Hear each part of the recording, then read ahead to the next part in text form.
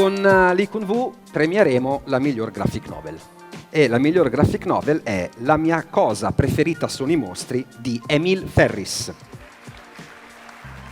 Però non andiamo via subito perché abbiamo un video saluto. I don't do this very often.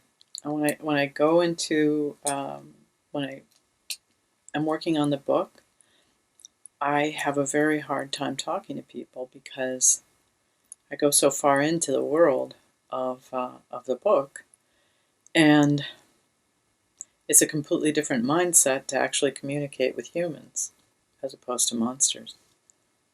There's no difference. But my monsters are mine, and now you've made yourself mine too. Which one of you did this to me and gave me this award? I'm looking right at you now. Thank you. It means a lot to me.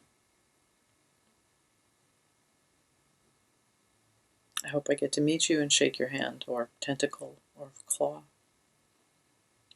The biggest thing that when you give me this, the biggest thing that you've given me, you already gave me. Not to say I don't love this, but the really big thing is that you read the book and you took Karen into your heart. And that's what every author wants, is they want readers who will just embrace the world that they've created and allow their absolutely beautiful, rich, faceted imagination. I want to come visit you, and I'm hoping that that can happen soon. I know I've taken a long time with this. Probably everybody's like, oh, God, oh, this woman, shut up. But I'm like that aunt who's actually a witch and is going to come and stay with your family. Are you excited? Or, I hope it's fun. I'm looking forward to it. Thank you very much for this. I don't have it right now, but when I can hold it, I'll send you a picture of me holding it. Thanks.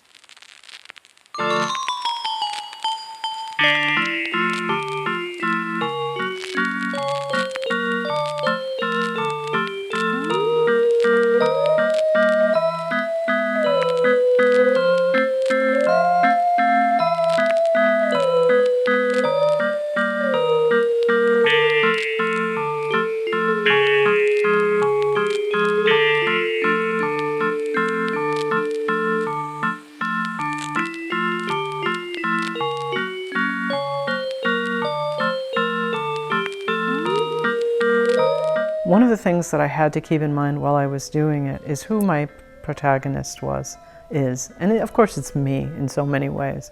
But one of the things I got when I was maybe 8 years old was a children's book. And the children's book was called My Name is Lion, and it was about a Navajo boy who is handed lined paper. And he says in it, when you're handed lined paper, write against the lines. Because this is a prison. And the experience of her life is that she is female. She is part Native American. She's part Mexican. She's part hillbilly. These are not things in the United States that are particularly respected origins. She knows that. She knows that she is poor. She knows that she doesn't fit in because she loves monsters and likes girls. So she can't write inside the lines. She has to challenge that. She has to be free. And this book is like from the perspective of her own freedom. And that was what was really the most important. So when I considered doing it any other way, I couldn't.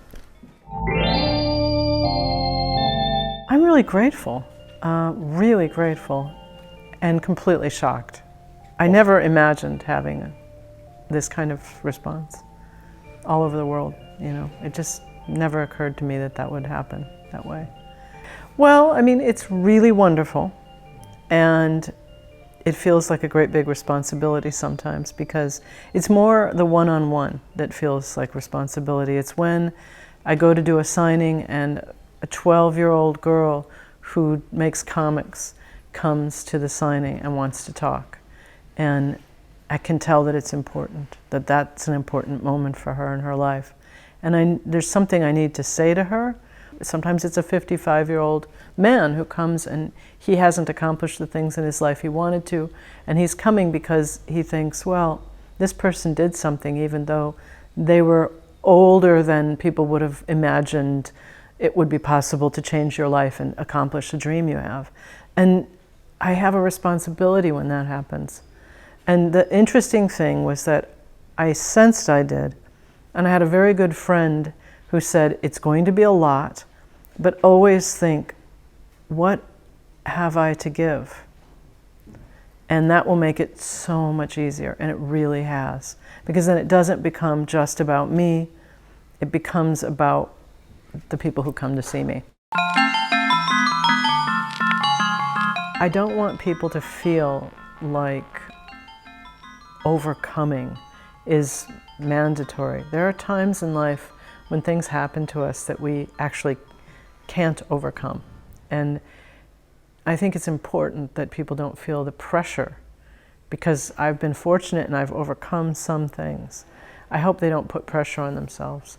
And one of the things that I was reflecting on recently was how many mistakes I made in the book, and how those mistakes led me and guided me into making narrative changes that were really important.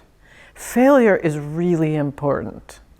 And I think you know something about failure if you're 57 years old and this is your first book. You know something about it. And I kind of think I want people to understand that truth. As much as 48 out of the first 50 publishers the book was sent to turned it down. That's an important distinction. They need to know that so that they don't give up. I loved horror comics, I still do. The best thing that happened to me was the first time the book sold. There's a long history of the book selling to people, but the first time it sold, the woman who bought it very kindly gave me a sizable amount of money, and I used that to support myself while I worked on the book. Literally the first thing I did is I went on eBay and bought every horror comic that I'd ever had as a kid. And it was the most glorious thing to get them in the mail. I mean, it really made me happy. And they were really important to me. Them, the Twilight Zone, the Outer Limits, Dark Shadows. I was in love with Dark Shadows, utterly in love with it. So all of those things, and Mad Magazine.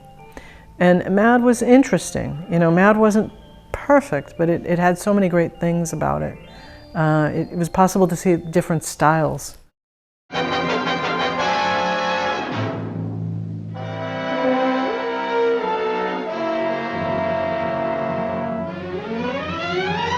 Well, I saw it when I was maybe 5 or 6 years old. I saw the Wolfman on television. Creature Features was called, 10:30 at night, and I just remember weeping for him. I was very moved by his plight, and I thought, well, why didn't he just turn the girl, and why didn't she want to be turned so they could be together? I mean, it seemed like the absolute right solution to everybody's problem. And but it wasn't a solution at all, and I couldn't figure that out. I remember thinking, no, this is just all wrong. This is the way the world is, but it isn't the way it should be. And why are they so angry at him? Because he can't help any of this. Why do they want to kill him? Why wouldn't they want to help him? Because he's in the sway of something more powerful than he is, And I guess to some degree, I had cousins who were grappling with drug addiction and alcoholism, and I saw that same attitude, that it was criminalized instead of them being loved and understood as being really creative and far too sensitive for the society they were in. you know. You take a book, I take a book, and if we fall deeply in it, we're in it. It exists inside of us. It exists, and we create a world wherein we can live and move and breathe, and yet it's not real at all. It doesn't exist, but it is real. And I would say that one of the things that has happened while I've been working on the other books is that I feel the sense that people are making my world real by allowing themselves to be inside of it. And this world, Karen's world, is accreting substance because of all these imaginations that embrace it and give it a place inside themselves. That's magic.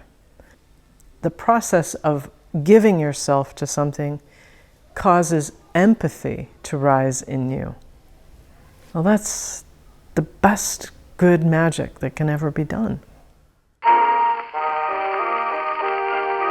And have you read Jerusalem? It's phenomenal. I mean, I read it on audio because since I got the West Nile, I can't read large books anymore. I just don't have that capacity. My brain doesn't work that way anymore. But I also can draw.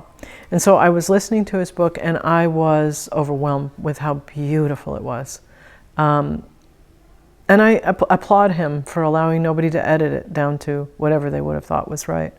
It exists. It's everything he wanted it to be. And it is beautiful. And it is about magic. And it is unreal. And I applaud him for so many of his choices. I've never seen myself as part of any scene. I would enter parties as a kid, you know, and I would be the person who was on the outside of everything, watching it, wondering when it would end and I could leave. I have never been on the inside of anything. So it's weird for me to be on the inside of this. I actually could fill a small filing cabinet with the number of rejection letters I've received for everything in my whole life. I wanted to make pinball machines. That's the thing I loved the most when I was a kid. I loved pinball. And I went with a portfolio and I applied, and I was told that the guys, this was at Bally, the guys would not feel comfortable cutting loose around a woman. So they said, yeah, you'd do great. We'd love your work, but no, you're not going to be able to do it. And I thought that might be the only place I could fit in. And I didn't fit there. You know, I've never fit in. And it's okay. Look how cool it is now that I don't, you know what I mean? It's like, it's fine, it's okay. I'm really concerned about any system that tells you what to be afraid of, you know? I also am concerned about any system that encourages fear or shame. I think that if we want to have really strong, enduring faith traditions, they have to help us negotiate fear and shame in a positive way. And I think that they can do this. There is a tradition of mysticism within most faiths that is actually really, really worthwhile, and that I draw tremendous, and you see Karen draws tremendous strength from. I mean, you're not going to get monsters in Protestantism, although they're there. But Catholicism has monsters. It has wonder. It has things that you just can't imagine how amazing they are. I mean, you've got a dog saint, a wolf saint. You've got giants. You've got all kinds of great stuff in this faith. And I can't dispense with it because I think the mysticism is still worth something. It is to me. I have an emotional response when I go into a church. I do. And I pray. I do. I think I was really fortunate that despite the fact that and it does link to the disability because I couldn't walk when I was very young. So I drew. And I was lucky that I had parents who valued that and encouraged that and provided me inspiration and books and trips to the museum. It was like our second home. And I spent an awful lot of time in gallery openings and museums. And for me, that culture was really important. It's how I developed a language to describe things that were human things, was through these great paintings. And that's pretty much what I wanted to give people through the book. I wanted them to know that this was part of their heritage, and that the museum is not it's not a classist place. It doesn't have to be. It can belong to everyone. And there's something about the fact that it's a translation from this painting into something that is very non-threatening. It's Bic pen. It's very homey. Everybody sees and understands those lines. They aren't threatening. They aren't so storied, and it isn't oil paint on a canvas. There's not a guard there telling you have to step back. This is something you can get very close to and really examine. And I wanted that again for us, because I know for me it meant so much.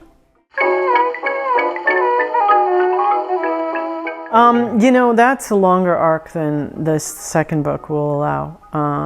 There's a lot more coming. I should just say that, but I can't be too explicit right now.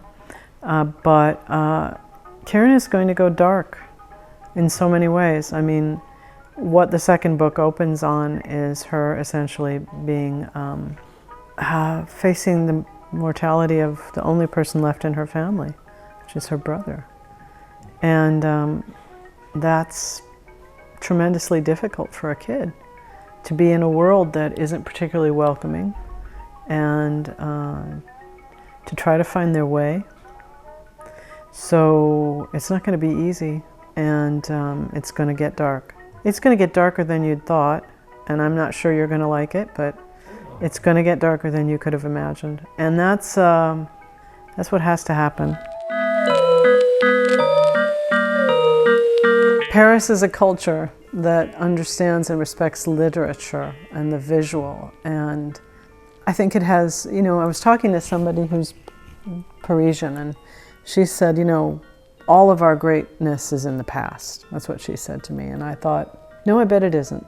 I bet it isn't. I bet you have something to tell a world that is stuck inside of their little phones. I bet you have something to explain to the world about how to live and have joy. And I think that, maybe it's arrogant of me, a Chicagoan, to think that I could translate that, but I'm going to try. Because it's the heritage of museum going and literature is so important to me. It saved my life. It made my life worth something to me. And I think in the absence of it, I don't think it would have meant as much to me. And I don't think it means as much to anyone. So that's part of what I think Paris has to give the world. But there are other things I haven't even found yet. We have a history of believing that there are alligators in the sewers, and I'm looking at this alligator over here and thinking there are untold things in the city of Paris that I want to find. I want to find the alligators in the sewers. I want to find the myths that are on the verge of not being told anymore, and I want to find a few secrets.